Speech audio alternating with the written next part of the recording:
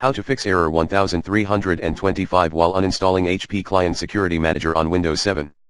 If you can't remove HP Client Security Manager due to the error 1325, try these steps. 1. Remove DVD/CD-ROM from Device Manager. 2.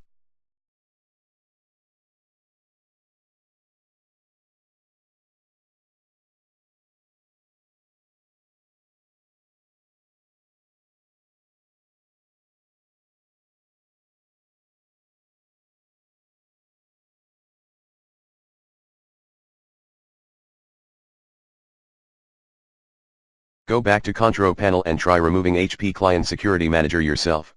3.